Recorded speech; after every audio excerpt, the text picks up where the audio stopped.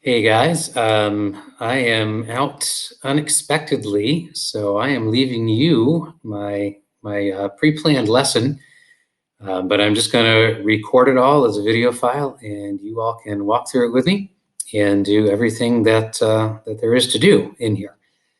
So let me present this to you. Unit 1, Day 6. So those of you in 7th period, you're seeing this on Thursday. Those of you in 2nd period, you're seeing this on Friday. Today, the main thing we're going to do is go over how to write the argumentative, really we should be saying free response question, so that you can understand how to earn points according to the AP rubric and, so that you can do well on my exam next Tuesday and Wednesday. And we'll know you got it when students can explain the most essential part of the AP rubric. Okay. Before we get to that, though, a couple things. First of all, hopefully you know the 2020 presidential election is coming up on November 3rd. So as a class assignment, I'm going to have you follow a couple of the major events and watch a few political advertisements. There is an assignment on Google Classroom. It's called Election 2020 Project. Let me quickly show that to you.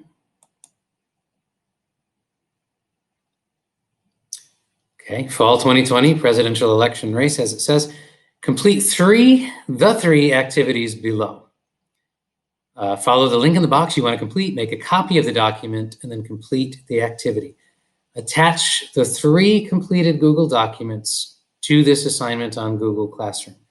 So each of these is going to be a separate document that you'll complete and will be submitted under this assignment as 3 separate documents. Okay. The first one, we are going to have you watch one of the 2 presidential debates. Please, it says you only have to watch one. And the document will have some questions that you'll fill out while you're watching it. Guys, for various reasons, I would strongly encourage you to watch the one on the 15th. It will make your life much easier. Second thing you'll do is do a quick analysis of 4 presidential campaign advertisements. As it says, you'll find 2 ads from each candidate and watch them, and this document will require you to do a little analysis. And then the big night, November 3rd, you will be watching the election returns on some news channel of your choice.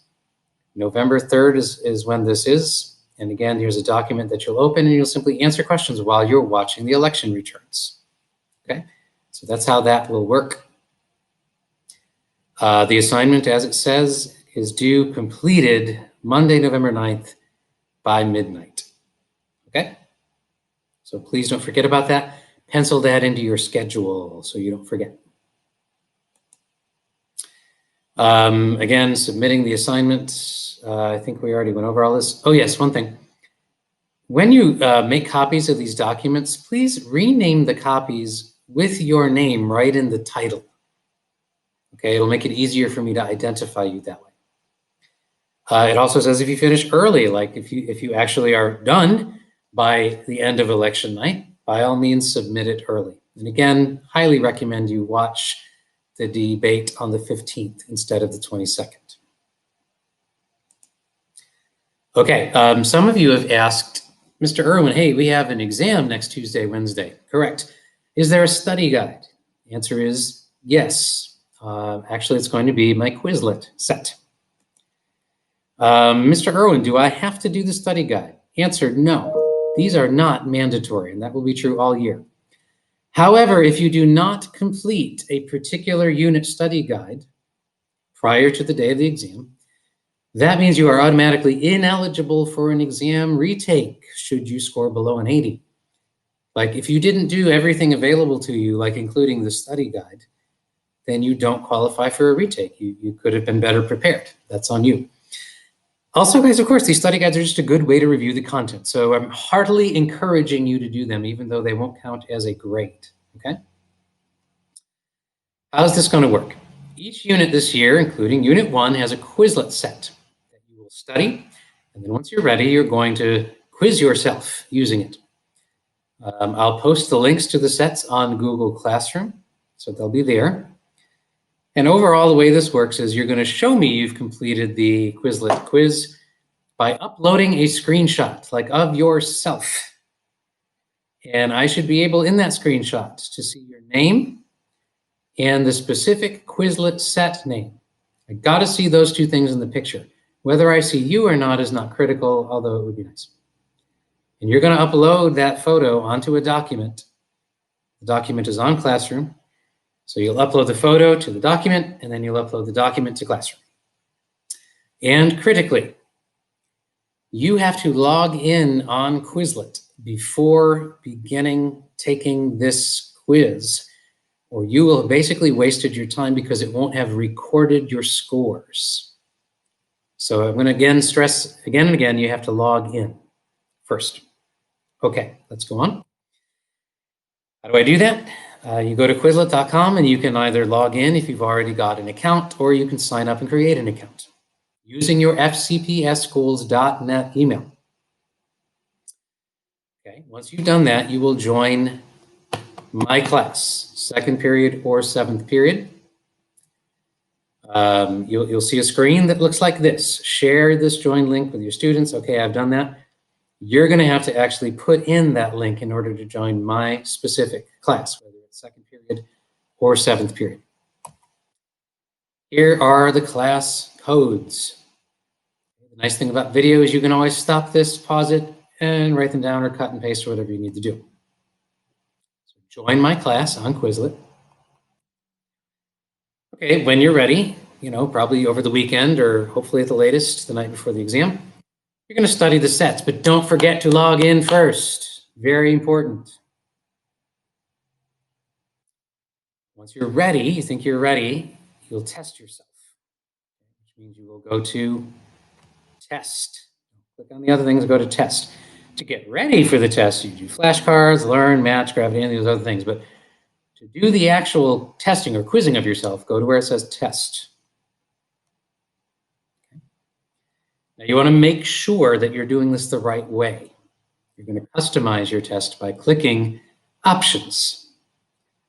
You're going to set the options so that number 1, only multiple choice is checked. So make sure everything else is unchecked. Only multiple choice is checked. Number 2, where it says question limit, you are doing all available questions. Don't set any limit. You're doing all of them. And number 3, where it says answering with, you're answering with the term. So the terms are your answer choices, not the definitions. Okay, so you're going to test yourself once you've set the options. You should continue taking the assigned Quizlet until you score a 90% or above. That's mandatory. If you submit your results on Classroom and it is less than a 90%, I don't even care if it's an 89. I'm very strict about this. If it's less than 90%, I will mark it as incomplete. It will not count as a completed study guide, and you will, at least in terms of whether or not you qualify for a retake, you'll have wasted your time. Step 3, you now have to prove that you did it. Take a picture of your results. So you can take a screen cap of your screen, which features your name and the specific name of the unit Quizlet. So I think the first one is called Constitutional Underpinnings and Federalism. I need to see that title and your name on the screen. You'll then upload the picture as a file on the Classroom assignment. The Classroom assignment is there. It says Unit 1 Study Guide. So you'll upload the picture to the assignment. Again, make sure I can see the title of the test you took, your name, and your score. Got to see those things. And again, I want to remind you, if you did all this without logging in first, you wasted your time, and that would be sad. Okay, so that's how you do the study guide, which will help you be ready for the exam, and God forbid, if you should need it, qualify for a retake. Okay? Now, on to the bulk of today's class. I need to teach you how to do the argumentative free response question. Okay? As it says, your test next class will be part multiple choice, but part FRQ. And the FRQ that we're going to use on the exam next week is the argumentative type. It says you need to log into Pear Deck. That was assuming I was going to be there live in class today, which I'm not, so don't worry about Pear Deck. So what on earth is the argumentative FRQ all about? Guys, please don't let the long word argumentative scare you. You know how to make an argument. Let's say you're talking to your friends on Friday and you're trying to figure out what movie you want to go see this weekend. Guys, you're making an argument when you say, well, we ought to go see Mulan because, and then you list your explanations. You're making an argument. And maybe your friend says, no, we should go see this other movie, and you respond to that with a counter argument. You say, no, that other movie is bad because it's only showing in IMAX and it's like $1,000 for a ticket. And oh, by the way, it hasn't even opened yet. So that's why we shouldn't go see the one you want to see. You make arguments like that all the time. You do. Like if somebody said, what's the best flavor of ice cream? And you were trying to persuade them, that's an argument. So this FRQ is all about, as it says, the goal is to persuade the reader about something. So first you have to make a claim of some kind. Chocolate is the best kind of ice cream. And then you set about supporting it, persuading them, proving it if you like, so that the reader will be left thinking, you know what, wow, she is right. So step one in the AP Government argumentative free response question. First, you have to read the prompt and find out, okay, what is the topic they're asking you to write? What's the general topic you're writing about? Is it the Electoral College? Is it the War Powers Resolution in 1973? For purposes of our exercise, let's go with the prompt on federalism, since that's something you're studying as part of Unit 1, the division of powers between the national and state governments. Let's say you take your exam and this is what you see. This is your prompt. It says, the United States Constitution establishes a federal system of government. Under federalism, policymaking is shared between national and state governments. Okay, you already know that, right? Over time, the powers of the national government have increased relative to those of the state governments. Now, here is the prompt. Here's the thing you're going to respond to. Develop an argument about whether the expanded powers of the national government benefits or hinders policy making, so the making of laws and other policies. Does the fact that the national government has grown more powerful compared to the states over the years, does that make it more likely we're going to have good policies, or does it actually get in the way of good policy making? And as part of the argumentative FRQ, always, they're going to say something like this: use at least one piece of evidence from one of the following foundational documents. The argumentative FRQ is always going to require you to use one or more of the foundational documents. This one says use at least one piece of evidence from one of the following foundational documents. So here are your choices, your options: Articles of Confederation, Brutus I, or Federalist 10. There's your prompt. This is the first thing you must do. You must write a claim. And you can see it says 1 point. So if you do this properly, you'll get 1 point. If you don't, you won't get this point. You have to write a defensible claim related to the prompt. So remember, the prompt said, develop an argument about whether the expanded powers of the national government benefits or hinders policymaking. So maybe you write, I think the expanded powers of the national government have served to benefit policymaking. Okay, well, that's a claim. But if you stop there, you don't get your point, because AP requires you to establish a line of reasoning, like why is that your claim? So guys, I'm going to start telling you right here at the beginning of the year, this means train yourself to use the word because. So maybe you write what it says down there in blue. The expanded powers of the national government have served to benefit policymaking because it helps to create a more united, efficient policymaking system, and because it better protects the civil rights of the American people. Now that gets you the point, because you've made a claim, and the claim establishes a line of reasoning, like why you think that claim is true. You have to do both of those things to get the point for the claim. Okay. Now, you need to give your first piece of supporting evidence. And you'll notice there it says 2 points. So this is a part where you can either get no points, or you could get one of 2 points, or you could get both of the 2 points available. So you're going to take a look at the 3 documents they've given you to choose from and decide which one you're going to use. So in this prompt, remember, it says you've got to use one of them. Sometimes students ask, well, what if one of them is the Constitution? Like, what if that's one of the bulleted required documents? Could I use two different parts of the Constitution if I felt like it? Sure. For purposes of this example, I'm going to pick the Articles of Confederation because you've already learned about them. You've learned about why they failed in establishing an overly weak national government. See, this is a prompt about, does having a strong national government result in better policies? So I'm thinking Articles of Confederation, well, they failed and the country was kind of in chaos. So that would be one I could use to make an argument about why it's good to have a growing national government. So I'm using the Articles as my relevant foundational document. What would I write as my first proof? I gotta have a first proof here. So maybe I write this.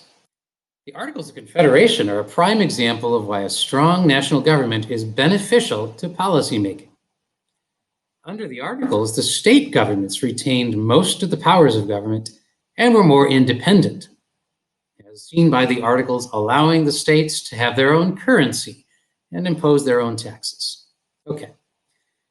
All right, well, you gave a fact about the Articles. So that is a fact, a proof, and that is relevant to the topic. So that gets you 1 point. But we don't want just 1 point. We want 2 points here, right? So don't stop there. You need to go on to explain how or why that piece of evidence supports your claim. So maybe then you add this. However, the varying values of currency hindered interstate trade, which damaged the nation's economy, and the inability of the national government to levy taxes of its own left the entire nation unable to repay its debts. This led to citizen unrest and even internal rebellions like Shays' Rebellion. This clearly shows that weak national government results in ineffective policymaking and trouble for the nation. Do you see what I said there? This clearly shows blah, blah, blah. So I have not just given a fact that's relevant to the topic about the Articles, I have connected it to my claim. My claim was that having a strong national government is good for policymaking. Here I have shown how a weak national government is bad for policymaking, which helps make my point. That would get you the second available point here under piece of supporting evidence number 1. Okay, now I got to do it again with a second piece of supporting evidence. Again, 2 points available. I pick a second piece of supporting evidence, and this second one can be from the required documents that they gave us there, but it doesn't have to. It doesn't have to be from one of those required documents. You could use anything else we've learned in class. And then you simply repeat the give evidence and explain evidence process. So now we're going to talk about something that you're going to learn later this year. You haven't learned it yet, that's okay. Maybe you want to bring in here how the civil rights movement of the 1950s and 60s and, the good policies that were made then, ending discrimination and stuff like that, was largely a result of the national government getting more involved in the process, not leaving it up to the states. So first, maybe you write, in the 1950s and 60s, the civil rights of African Americans were regularly violated by the southern states through practices like racially segregated schools, which provided highly unequal levels of education to white and black students. You'll learn about that later this year. Okay, great. You gave a fact about unequal treatment by state governments. That is a relevant fact, a relevant proof to the topic. That would get you 1 point, but you want more than that. So don't stop there. Again, explain how or why that piece of evidence supports your claim. So maybe you continue writing. When the Supreme Court in 1954 decided to take the case of Brown versus the Board of Education and subsequently used the 14th Amendment's Equal Protection Clause to strike down racially segregated schools, the national government signaled its intent to become more involved in state matters and to check state power in a way that helped African American citizens to obtain equality. This clearly shows that the national government's growing power has resulted in better policies being established, right? Assuming you're opposed to racially segregated schools, that really came about because the national government flexed its muscles a little bit. Okay, final thing you will do, the final point available is refute an alternative view. So the final thing you do, identify an argument somebody might make against you and explain why they're wrong. So maybe you're right. Some may argue that an overly powerful national government harms policymaking. But they are incorrect because, and then, hit them back. You got to make an additional argument about why. So maybe you write this. Some might argue, as did the author of Brutus I, that growing national government power will ultimately render the state governments useless. Like, why even have them anymore? However, this fear has not actually happened. There have been many instances where the national government's attempt to grab too much power has been stopped through checks and balances, as we can see in cases like the United States versus Lopez. Remember, we talked about that case just last class, right? Where the national government was trying to make a law regarding education, which they don't technically have constitutional authority to do, but they were stopped, Congress was, by the Supreme Court. So checks and balances. So you finish this by saying the federal government can grow without necessarily taking powers away from the states. So if you've been counting correctly, 1 point was earned for a defensible claim where you establish a line of reasoning. 1 point was given for a first relevant piece of evidence. 3rd point for explaining how that first piece of evidence supports your claim. 4th point for giving a second relevant piece of evidence. 5th point for explaining how that second piece of evidence supports your claim. And 6th and finally, 6th point for identifying and refuting an opposing claim. So guys, the argumentative FRQ is worth 6 total points. I want to give you a very, very, very stern warning as we close.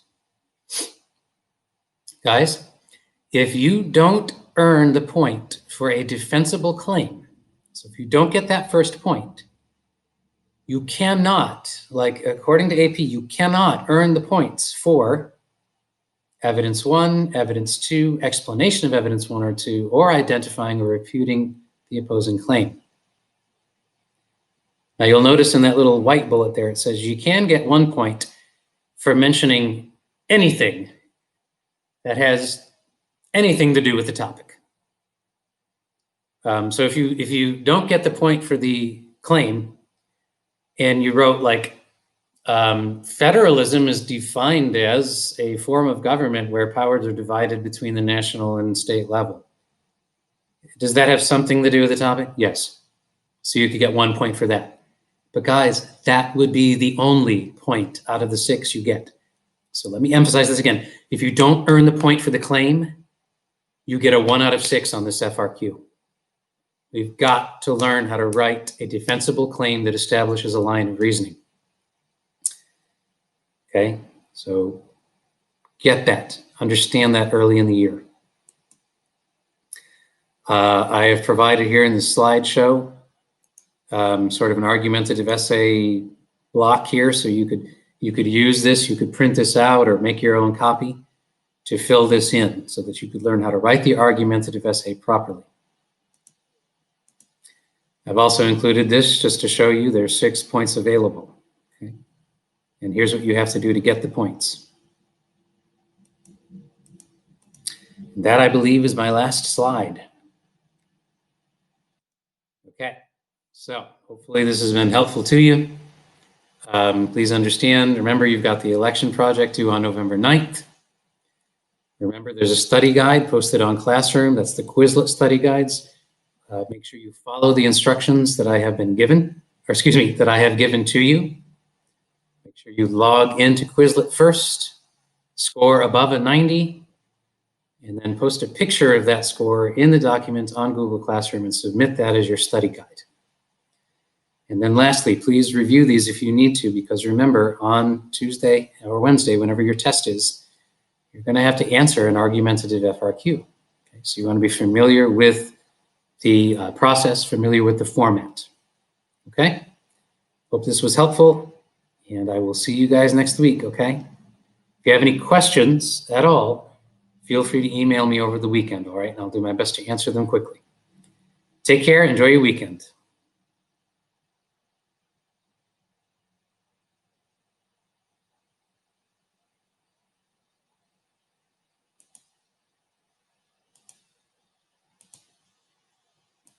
Now I have to figure out how to turn this off. That's going to be the fun part.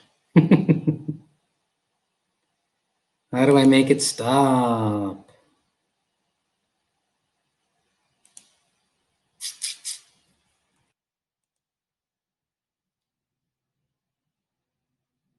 Well, this is embarrassing.